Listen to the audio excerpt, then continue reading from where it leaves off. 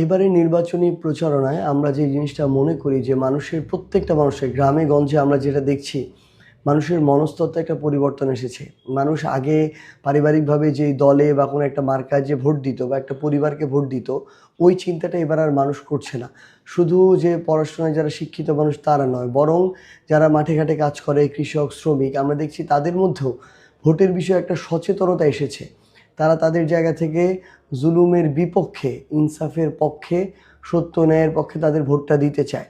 যারা তাদেরকে হয়রানি করবে না, তাদেরকে বিভিন্নভাবে হেনস্থা করবে না, মামলা বাণিজ্য, চাঁদাবাজি বা এই যে অপকর্মগুলো যেগুলোর উপরে মানুষ অতিষ্ঠ, এগুলো যারা করবে না মানুষ তাদেরকে ভোট দিতে চায়। তো আমরা সবচেয়ে গুরুত্ব দিচ্ছি মানুষের কাছে যাওয়াটাকে। প্রত্যেকটা আমরা ঘরে যেতে চাই, প্রত্যেকটা মানুষের কাছে যেতে চাই। আমরা তাদের কাছে গিয়ে আমাদের যে আকাঙ্ক্ষাগুলো, চাওয়া পাওয়া, স্বপ্নগুলো, দেশকে নিয়ে চিন্তাগুলো, এগুলো বলতে চাই এবং তাদেরগুলো শুনতে চাই। আমরা মনে করি আমরা যদি এই কাজটা করতে পারি, তাহলে আগামী নির্বাচনে আমাদের যে বিজয়ের কাছাকাছি যাওয়া, আমরা মনে করি আমাদের সেই বিজয়টা সুনিশ্চিত হবে। এবং পাশাপাশি আমরা জনবান্ধব যে ইশতেহারগুলো, সেই ইশতেহারগুলো তৈরি করছি। মানুষ আমরা দেখেছি সাধারণভাবে যখন আমরা গ্রামের দিকে চাই, মানুষ কিন্তু খুব বেশি জিনিসপত্র আশা করে না।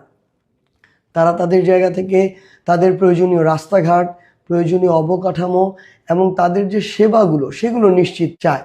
তারা তাদের যে শিক্ষা প্রতিষ্ঠান সন্তানদের, সেগুলোতে ভালো একটা পড়াশোনা চায়, হাসপাতালে প্রয়োজনীয় চিকিৎসাটুকু চায়, বিভিন্ন সরকারি অফিস, থানা, আদালতে গিয়ে টাকা ছাড়া তাদের যে ন্যায়, ইনসাফ সেটা চায়, এইটুকুই।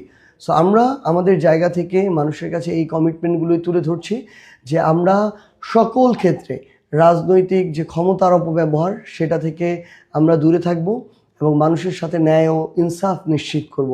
এই বার্তাগুলো নিয়ে আমরা মানুষের কাছে যাচ্ছি।